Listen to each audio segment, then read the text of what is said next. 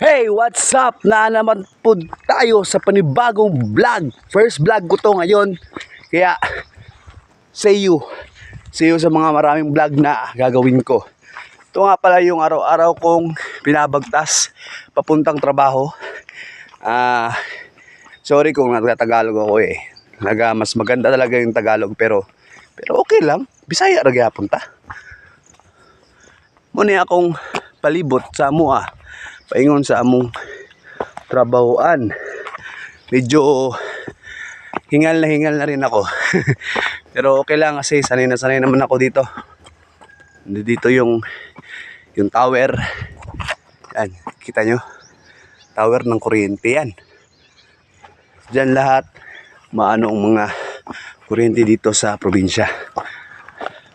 Tapos ito yung lugar namin. Ito pa nga pala yung Barangay Hilocon, Purok 5. Peace up!